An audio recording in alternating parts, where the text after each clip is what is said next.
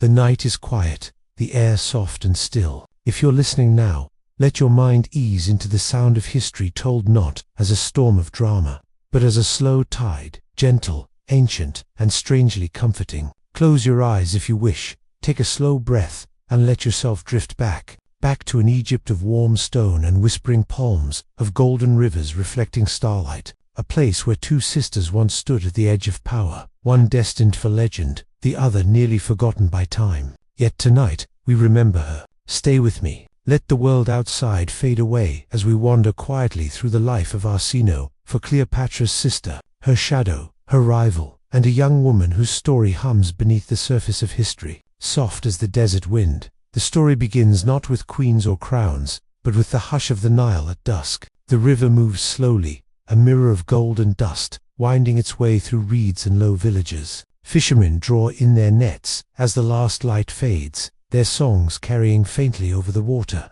Somewhere far downstream, within the walls of Alexandria, the city of light, the city of books and gods, a girl named Arsinoe sleeps in a chamber, cooled by marble and shadow. She is a princess of Egypt, though not yet a woman. The scent of incense and salt lingers in the air, and the faint murmur of the sea presses softly against the palace walls. In that great city where scholars once debated the stars and priests murmured prayers to forgotten gods, the royal children of the Ptolemies grew up surrounded by both splendor and danger. The Ptolemaic dynasty was unlike any other. Greek by origin, Egyptian by rule, their world was a delicate balance between two great cultures. They ruled as pharaohs but spoke Greek in their halls. They honored Isis and Serapis while tracing their lineage to Alexander the Great. For Arsinoe, it was a childhood spent walking between worlds. Cleopatra was her elder sister, brilliant and fierce even as a child, the one everyone watched, the one the tutors praised, the one who understood the intricate dance of language and charm. Arsinoe, by contrast, was quieter, more cautious. She listened, she watched, and she remembered. In those early years, before ambition hardened their fates, the sisters would walk together along the palace colonnades, their bare feet brushing against cool stone, their laughter echoing softly between pillars carved with ancient signs. They were daughters of Ptolemy XII, a man both adored and despised, a ruler who clung to his throne through bribes and charm, and whose reign left Egypt both glittering and fragile. The court around them was a place of shifting loyalties and whispered betrayals, where gold gleamed beside fear, and trust was a rare and fleeting thing. As Arsinoe grew, she learned the language of survival, not from tutors or priests, but from watching the faces of those around her. She saw how the servants lowered their eyes in the presence of power, how advisors smiled too widely when they spoke to her father, how her older siblings learned to hide their thoughts behind practiced calm. The palace, to her, was less a home and more a maze, filled with secret corners, open doors that led to danger, and conversations that changed destinies. Yet outside those walls, Egypt lived on in its eternal rhythm. The same Nile that had seen the rise and fall of pharaohs still nourished the fields. Farmers bent low among the reeds, guiding oxen through the wet earth. The cries of ibis and herons mingled with the soft creak of wooden boats. Time seemed slower there, untouched by the feverish intrigue of the palace. Arsinoe, still a child, would sometimes gaze from her window and envy the simplicity of it, the quiet repetition of life, the steady peace of those who did not live by the whims of power. But the peace would not last. When her father was driven from the throne and fled to Rome, the palace trembled with uncertainty. The young Cleopatra and Arsinoe were left behind in a city of uneasy calm. Rumors drifted like sandstorms, Rome's shadow loomed large, and the people whispered of rebellion, of famine, of gods displeased. The sisters, still bound by youth and blood, clung to one another as the world around them shifted. When Ptolemy returned, restored to his throne by Roman steel, everything changed. Cleopatra learned the value of charm and cunning. Arsinoe learned the cost of silence. The court was now filled with Roman visitors, men with cold eyes and sharper ambitions. Egypt, though proud, was no longer entirely her own, and in that subtle loss, Arsinoe's resentment began to grow quiet, unspoken but deep.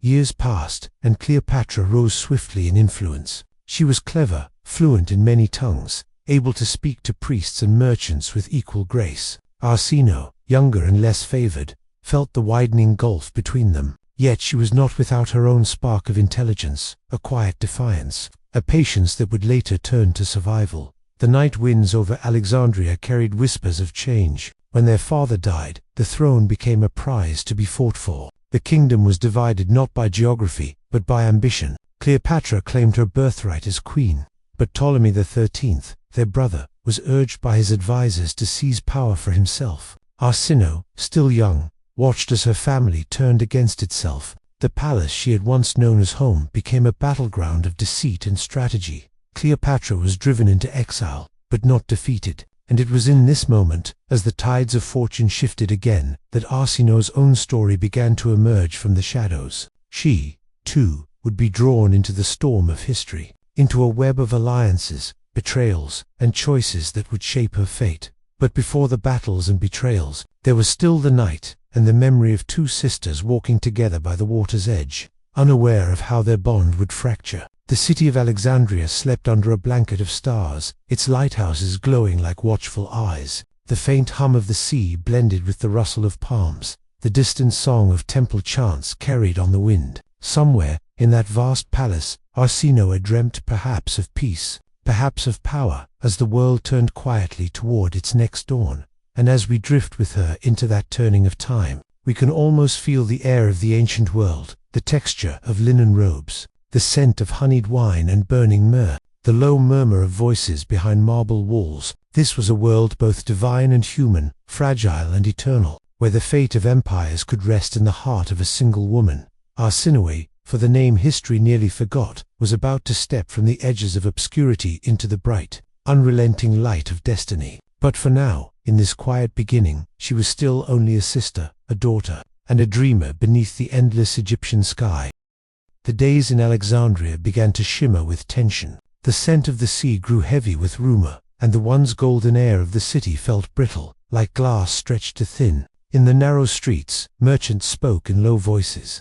Priests hesitated at their prayers, and behind the veiled windows of the royal palace, whispers carried faster than footsteps. Cleopatra was gone, exiled into the desert, her royal banners stripped away, her allies scattered, but her name lingered in every corner of Egypt. The people spoke of her as if she were a spirit of the old gods, a queen in waiting, watching from the shadows. And Arsinoe, still within the walls of Alexandria, found herself caught between loyalty and awakening ambition. At first, she felt a strange emptiness. The absence of her sister left a silence that pressed heavily against her days. Cleopatra had always been the voice, the light, the one who filled rooms with energy and conviction. Without her, the palace felt vast and hollow. Yet beneath that silence, Arsinoe began to sense something new, a small, flickering awareness that perhaps she, too, might shape her own path. Her brother, Ptolemy XIII, now ruled as king. Though he was young and uncertain,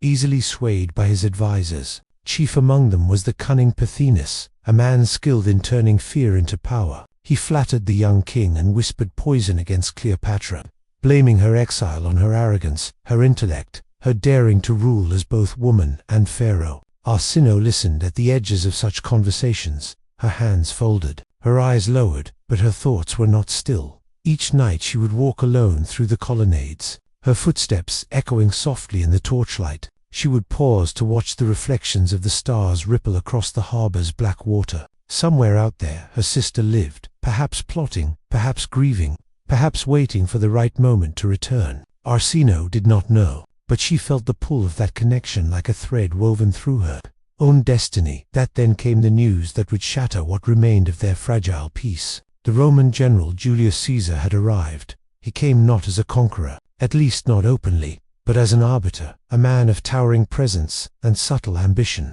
come to settle the quarrel between the Ptolemaic siblings. His ships, heavy and elegant, glided into Alexandria's harbor under banners that caught the sunlight like fire. The people gathered along the docks to stare, the soldiers in their polished armor, the red crests upon their helmets, the foreign words shouted in command. All of it seemed to belong to another world. In the palace, Ptolemy XIII tried to maintain dignity, presenting himself as the rightful ruler of Egypt. Arsinoe stood behind him during the first audience with Caesar, quiet, composed, watching. The Roman's gaze was sharp and unsettling, a man used to measuring power in the tilt of a chin, the flicker of an eye. When his glance passed over her, Arsinoe felt for a brief instant as though he could see straight through her. beyond the silks and jewels, into the small, defiant core of her being.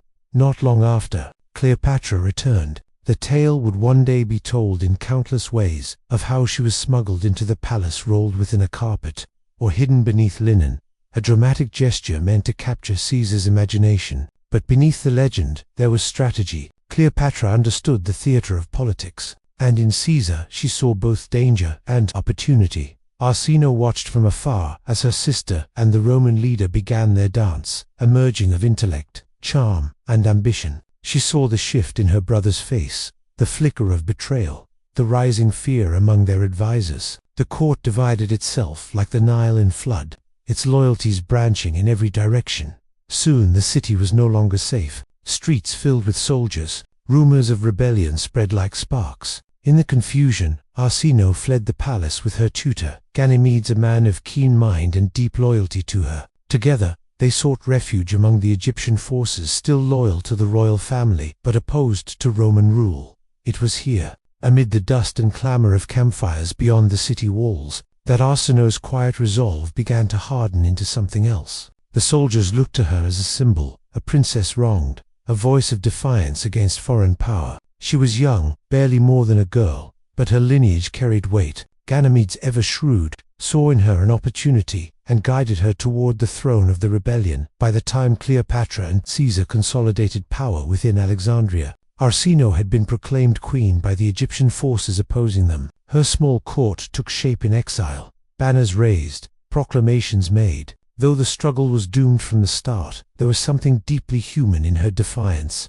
She refused to disappear into her sister's shadow. For a time, the desert seemed to breathe with possibility. At night, beneath a cold stretch of stars, Arsinoe would stand beside the riverbank, watching the fires of her encampment flicker in the distance. The sound of drums carried faintly through the stillness. She could hear the laughter of soldiers, the soft murmur of prayers to gods older than memory. There was fear, yes, but also a strange serenity, the kind that comes when one has nothing left to lose. And then came war. The siege of Alexandria unfolded like a storm. Roman legions, trained and relentless, moved through the city's narrow streets. Fires burned against the marble, and the library, that great treasury of knowledge, fell victim to chaos. The harbor filled with smoke. The cries of the wounded echoed off the stone. Arsinoe's forces fought valiantly, led by Ganymedes, but the tide was inevitable. Rome's discipline overwhelmed Egypt's desperation.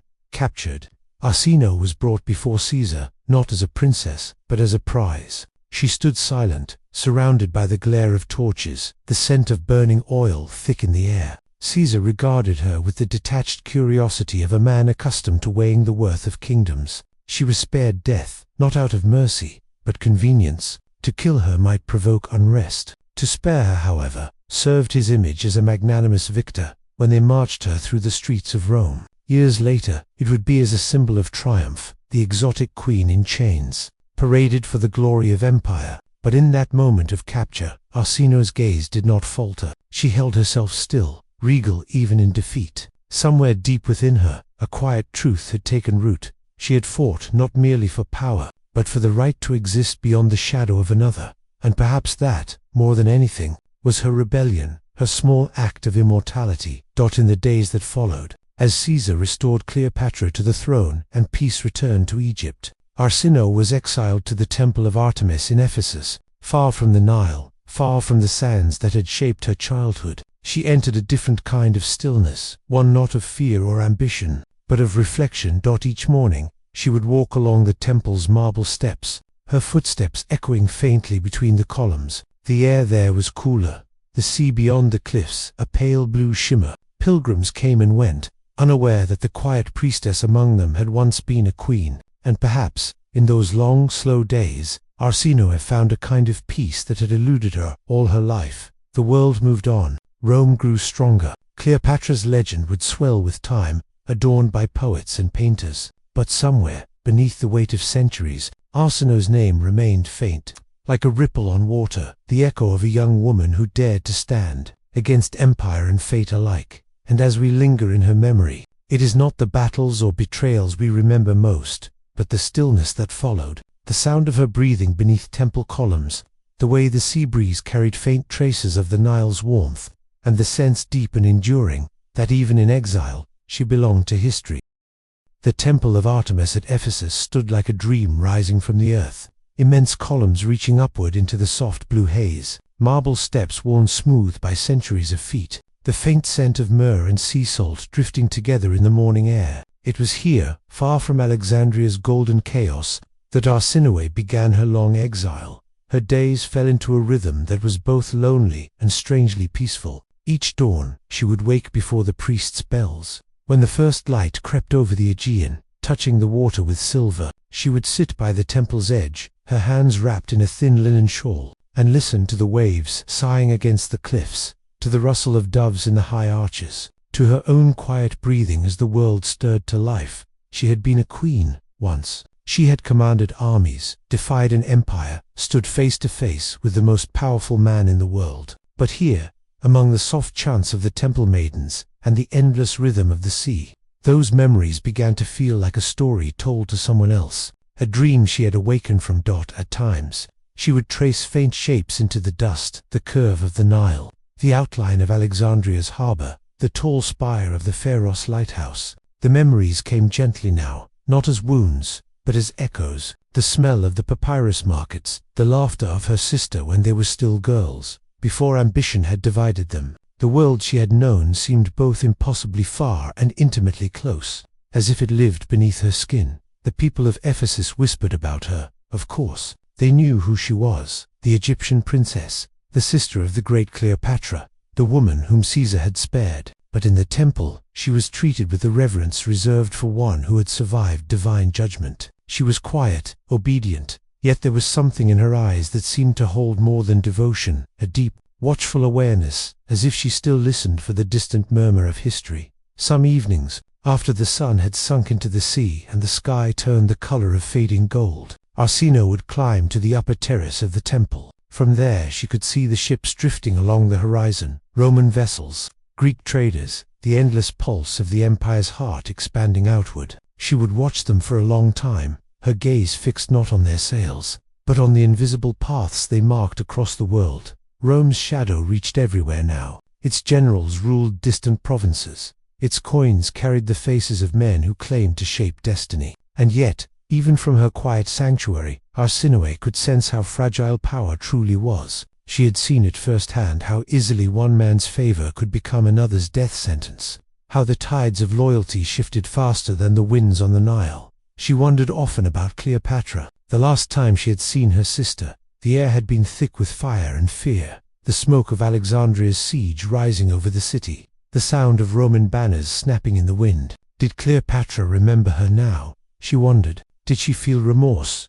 triumph, or had she simply folded Arsinoe into the long, shadowed gallery of those who stood in her way? Perhaps, Arsinoe thought, it no longer mattered. The years had dulled the sharpness of her resentment, softened the edges of her anger. Beneath the long Ephesus sunsets, she had come to understand something her youth had not allowed, that even those who betrayed us carry their own burdens. Cleopatra's crown was not made of gold alone, but of isolation, fear, and endless performance. Every smile she gave Rome came at the cost of her soul. Arsinoe knew that weight too well. Sometimes pilgrims came from distant lands, travelers from Syria, from Judea, from Egypt itself, bearing offerings for the goddess. When they recognized her, their reactions varied. Some bowed deeply, whispering words of awe. Others looked away, uneasy, as though afraid to meet the eyes of one whom fortune had both blessed and cursed. To them, she seemed a ghost of a fallen dynasty, a relic of a world slipping into myth. Yet Arsinoe herself did not feel ghostly. In her quiet exile, she discovered something that power had never given her: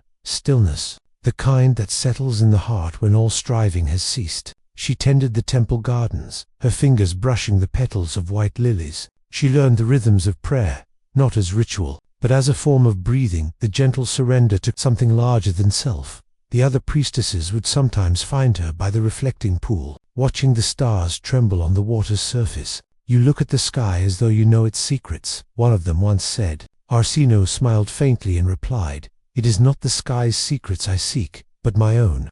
Seasons turned. The temple bells rang for festivals, for harvests, for the comings and goings of pilgrims. Time smoothed her days into a long, steady hush. Yet even in that hush, Arsinoe could not escape the slow echo of change. News traveled on ships, carried in whispers Rome's wars, Caesar's rise and fall, Cleopatra's dazzling return to power beside Mark Antony. Arsinoe listened in silence, her gaze distant. When word reached her that Caesar had been assassinated, she did not rejoice. Instead, she sat by the sea that evening, her eyes tracing the horizon where the sun bled into the water. Power, she thought, was a tide that spared no one. The names changed, the faces changed, but the rhythm remained: ambition, victory, ruin, and silence. Always silence in the end. Sometimes she imagined Cleopatra in her palace, draped in shimmering cloth, surrounded by musicians and scented oil, her laughter carrying over the marble halls. Arsinoe could almost see her, radiant, brilliant, yet weary beneath the weight of her own myth.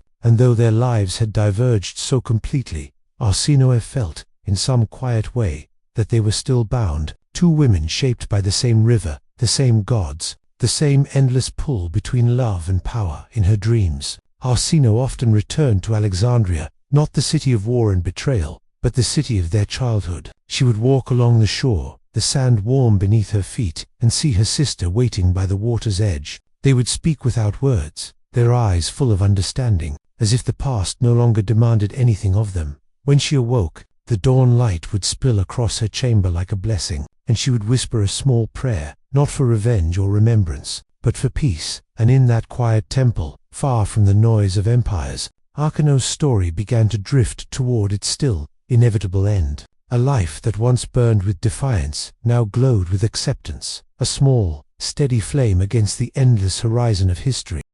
The peace that Arsinoe had known in Ephesus, the soft bells, the rhythm of the sea, the whispering of temple leaves, had lasted for years, long enough for the world to almost forget her name, long enough for her to almost believe she had been allowed to fade quietly into the folds of time. But peace, as she would learn, is never truly permanent, especially for those born beneath the weight of crowns. That it began, as such things often do, with a ship, a Roman vessel. It sails dark against the afternoon light, entering the harbor with a kind of unspoken purpose. Word spread quickly through Ephesus that envoys of Mark Antony had come from Alexandria, that new decrees were being issued in the name of the Queen of Egypt. Arsinoe listened quietly as the whispers reached the temple, carried by merchants and travelers, their voices thick with awe and unease. Cleopatra, her sister's name, hung in the air like incense, heavy, inescapable, perfumed with both power and danger. The world beyond the temple had changed again. Cleopatra now reigned beside Antony, dazzling Rome with her presence, commanding ships and armies in equal measure. Her hold on Egypt was firm, but not unchallenged, and in the shadowed corners of her reign, old fears had begun to stir. One of those fears bore a familiar face to most of Rome and Alexandria. Arsinoe was a forgotten exile, a ghost of a rebellion long past. But among the restless, among those who still whispered of Egypt's independence and the divine blood of the Ptolemies, her name remained. It was spoken softly, with reverence: Arsinoe, the true daughter of the Nile, the woman who had stood against Caesar and lived.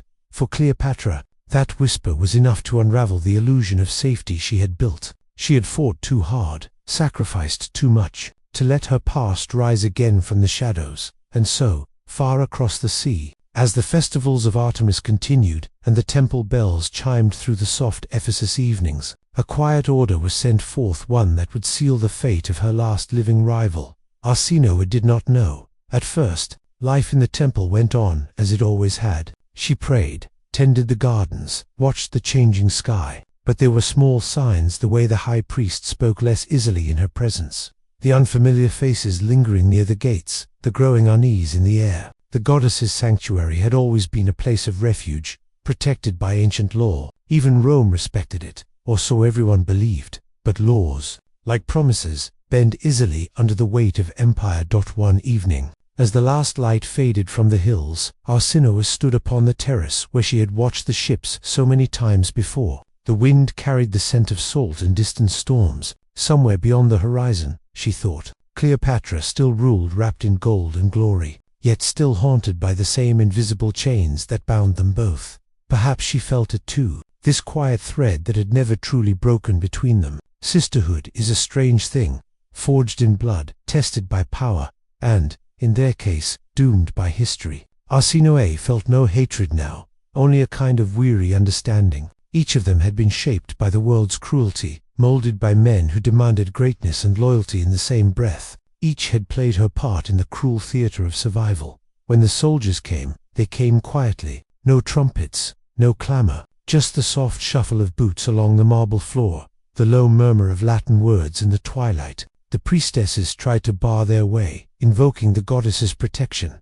but the Roman commander did not flinch. His orders, he said, came from Antony himself, though everyone knew whose will had truly written them. Arsinoe did not resist. She stepped forward, her linen robes whispering against the stone, her face calm beneath the torchlight. For a moment, she looked past the soldiers, toward the open sea glimmering in the dusk, the same sea that had once carried her into exile, that had divided her from her homeland, her past, her sister. How strange, she thought, that it would bear witness to her end as well. They led her down the temple steps, past the great pillars carved with the stories of gods and heroes. The people of Ephesus watched from the shadows, their faces stricken. None dared intervene. To raise a hand against Rome was to invite ruin. To defy Cleopatra's will was to vanish from history. As they descended toward the harbor, the wind grew stronger. The torches flickered, their flames twisting in the salt-heavy air. Arsinoe's thoughts drifted not to fear, but to memory, the laughter of her childhood, the scent of Nile mud after the floods, the warmth of the Egyptian sun. It felt impossibly far away now, like a dream seen through water at the base of the hill. She turned once more toward the temple of Artemis. The marble glowed faintly in the moonlight, serene, eternal. Within those walls, she had found a peace she had never known in life. And as she looked upon it for the last time, a small, faint smile touched her lips. She did not speak as they led her aboard the ship. There was nothing left to say. History, she understood, was not written in words but in silence, in the spaces between ambition and consequence, love and betrayal. When the blade finally fell, it was said that the sky above Ephesus was perfectly clear, the sea utterly still, and for a moment, as if the world itself paused to remember her, there was only quiet. Far away in Alexandria, Cleopatra received the news without ceremony. Another threat erased, another ghost laid to rest. Yet that night, as she stood by her balcony, watching the moon's reflection on the Nile, she felt a strange ache she could not name. The river moved gently beneath her, whispering in the language of memory, and perhaps, deep within her heart, she knew that her own story would soon meet the same stillness. And so Arsinoe, once queen, once prisoner, once exile, passed into the quiet folds of time, not with thunder or fire, but with the soft inevitability of a tide retreating into the sea. Her name faded, but her echo remained. The sound of defiance turned to grace, of survival transformed into peace. Her life, though brief, was a mirror of something timeless, the way even the forgotten can carry the weight of history, the way even the defeated can find beauty in surrender. And as centuries slipped away, her story lingered in the hush between stone and sea, in the still breath of ancient temples, in the memory of all who had ever lived between power and oblivion. That is there still a soft, steady whisper, reminding us that even in the quietest lives, the soul of history continues to breathe.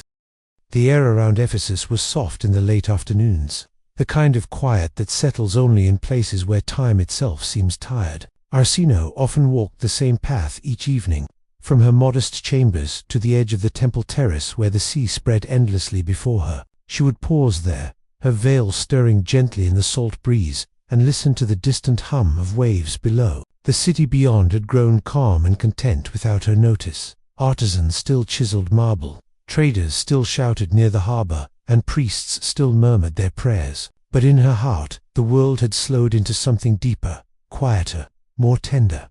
Her exile was not a punishment anymore. It had become her rhythm of being. There was comfort in the repetition of silence, the slow lighting of oil lamps at dusk, the sound of sandals brushing the stone corridors, the soft rustle of the priestesses tending to the sacred fires. Sometimes, when the moon rose and silvered the columns of the great temple, she felt a strange peace, as if this stillness were what her entire life had been reaching toward. She thought often of Cleopatra.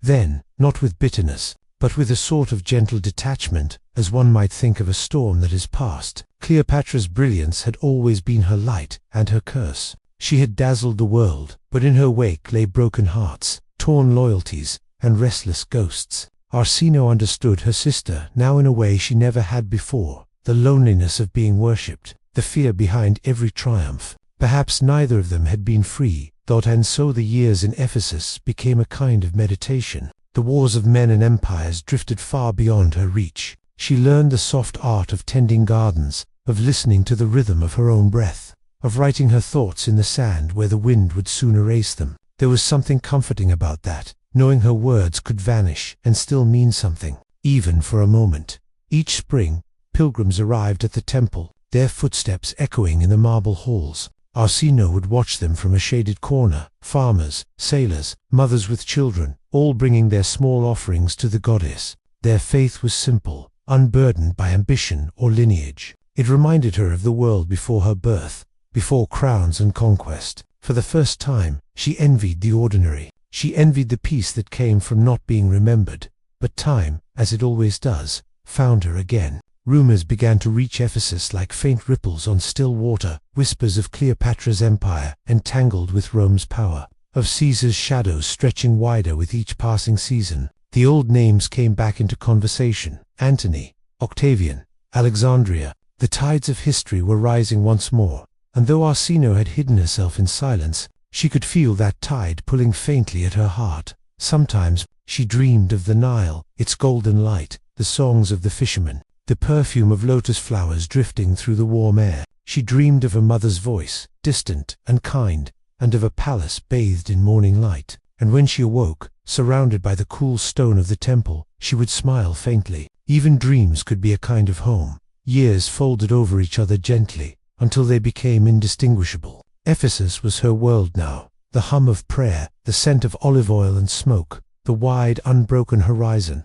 She had survived where few had. Not through battle or intrigue, but through endurance, through the quiet acceptance of what life had become. And yet, in her stillness, the world beyond grew restless. Rome tightened its grasp on Egypt. Cleopatra, in her palace of splendor and strategy, began to sense old ghosts stirring again. Arsinoe's name was whispered in corridors once more, not as a sister, but as a symbol, a living remnant of the old line, a quiet threat, the peace that Arsinoe had built, brick by brick. Prayer by prayer began to tremble like the flame of an oil lamp in the wind. The summons did not come as a shout, but as a whisper, a message carried by trembling hands, sealed with a symbol Arsinoe had not seen in years, the serpent of her house. She held the parchment for a long while before opening it, knowing what it must mean. Power never forgets what it fears. The letter was simple, written in careful Greek, its tone almost polite. She was to be escorted to Rome for her safety, they said. But Arsinoe had lived long enough to understand the language of politics, the delicate deceit that cloaked every kindness. Rome did not offer safety. Rome offered silence. For days, she said nothing to the priestesses. She continued her walks, her prayers, her tending of the gardens. But there was a change in her eyes, a stillness within the stillness, as though her spirit were already preparing to leave the body of her exile behind. She stood one night beneath the full moon and whispered to the goddess, not for salvation, but for grace. When the Roman envoys arrived, they found her waiting, calm, composed, veiled in white. She did not resist. She merely looked once more at the temple's marble walls, the place that had become her sanctuary, and whispered her farewell to the stones. The journey was long and uneventful. The sea she had once loved now seemed vast and indifferent, its waves slapping against the hull like slow breaths. She spent much of the voyage in silence, watching the horizon shift from gold to grey. Somewhere within her, fear still flickered, but it was tempered now, like embers buried beneath ashdot. As they neared Rome, the air changed, the scent of smoke and spice, of empire and noise. The city rose before her, magnificent, enormous, and utterly alien, the kind of place that devoured everything it touched. And there, at its heart, awaited her fate. Cleopatra's influence reached far beyond the Nile. Even in exile, Arsinoe had felt it. But here, in Rome, it became something almost divine. The whispers of her beauty, her alliances, her dangerous charm. To the Romans, Cleopatra was both fascination and fear, and Arsinoe, her sister, was an echo of that same unease. That she was paraded through the streets, not as a prisoner, but as a symbol, the living remnant of a conquered dynasty. Yet even then, She held her head high, her expression serene. The crowd's noise washed over her like the roar of a distant sea. She had learned how to survive soundlessly. That evening, as torches flickered across the marble halls, she realized that the walls of Rome were colder than any cell. Here, silence was not peace, it was strategy. Every whisper had an ear behind it. Every glance carried intent. But Arsinoe did not plead. She did not curse. She simply existed, calm, dignified, as though her very stillness were defiance enough. The end came quietly.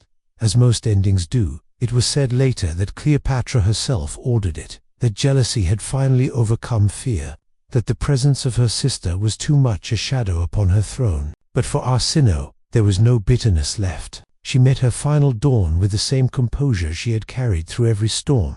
When the soldiers came, she was kneeling before a small altar, her fingers resting lightly on the stone. She turned, met their eyes, and nodded once, a silent acknowledgement that she understood. The world outside continued, as it always had. Merchants shouting in the streets, waves breaking on the shore, the hum of life indifferent to one woman's passing. Her death was quiet, her story quieter still, but the silence she left behind was not emptiness. It was presence, it was peace. In time, the temple of Artemis would fall, the empire that crushed her would crumble, even Cleopatra's name would become more legend than truth. But Arsinoe, the forgotten sister, the quiet soul who sought peace instead of power, would remain like a faint echo in eternity. There are ruins where her name once was, stones worn smooth by centuries of sun and wind. The tourists who walk there now may not know her story, may not even notice the faint carvings of her name half erased. Yet the air still hums softly in those places. The silence itself seems to remember her. History rarely rewards the gentle. It forgets those who do not conquer, who do not shout, who do not burn bright enough to blind. But there is another kind of memory, one that lives in stillness, in reflection, in the way a name can feel familiar even when forgotten. Arsinoe belongs to that kind of memory.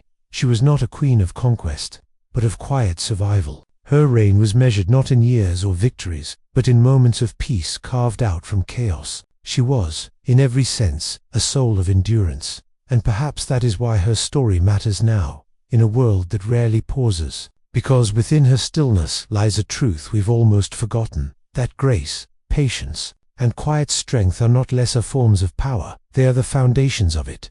As the centuries passed, her image faded, but her essence scattered into myth, into dream, into every quiet heart that endures without recognition. The story of Arsinoe is the story of countless lives, of those who live in the shadow of brilliance, yet carry their own light unseen. There is something profoundly human in that, to exist quietly, to love without reward, to endure without applause. It is the story of mothers and daughters, of forgotten artists, of unnamed saints and unrecorded dreamers, all those who kept the rhythm of life moving softly forward, while history watched only the loud dot. She reminds us that even in silence, there is legacy, even in exile, there is meaning.